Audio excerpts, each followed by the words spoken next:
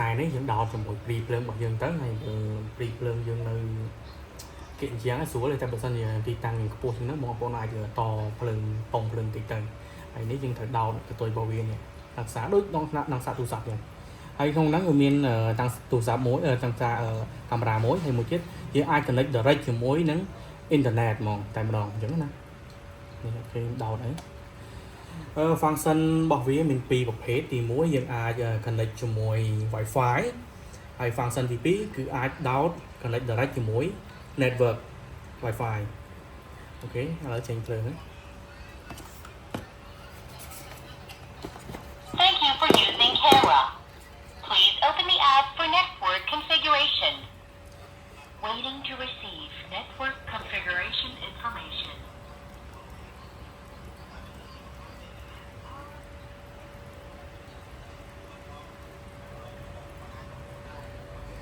Ok, nếu dươngចូលមកដល់ app របៀប download app និង view តាម app ដើម្បី set up camera បានយើងអាចត្រូវចូលទី1 Play Store បើសិនបងប្អូន Play Store អាចចូល Play Store មកហើយមាន iOS អ្នកប្រើ iOS អាចចូលនៅក្នុង App Store បានអញ្ចឹងណាអញ្ចឹងឥឡូវយើងចូលមក install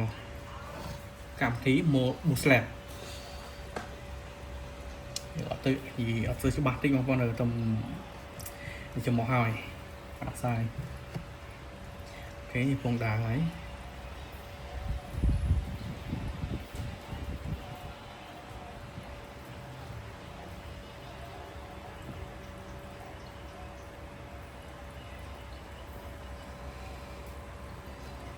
កាមេរ៉ាប្រភេទនេះបងប្អូនដែលនៅបន្ទប់តែមួយម្នាក់ឯងឬក៏មានតែពីរបន្ទប់អីគាត់អាចដាក់បានសម្រាប់ការពារសុវត្ថិភាពយប់ឡើងណាអត់នៅផ្ទះមិនថាយប់ឡើងអត់នៅផ្ទះឬក៏យើងមានភារកិច្ចអីទៅក្រៅយើងទៅភ្លេចយើងដាក់ដោតចោល record ចោលអញ្ចឹងណាការពារចោលក៏មកកោះទូកោះអីវាយអវ៉ាន់បាត់វាយអវ៉ាន់ laptop computer ទូរស័ព្ទអីផ្សេងវាខាត់បងច្រើនអូខេកម្មវិធី down complete អាចចូលមកអញ្ចឹងទី1គេឲ្យយើងចុះឈ្មោះយើងចូលមកចុច agree អូខេយើងតម្រូវឲ្យយើង sign up សិនព្រោះសិនយើងអត់ទាន់មាន account បងប្អូនអាចដាក់ email ក៏បានដាក់លេខទូរស័ព្ទបងប្អូនផ្ទាល់ក៏បានដែរអញ្ចឹងខ្ញុំសូមដាក់email របស់ខ្ញុំ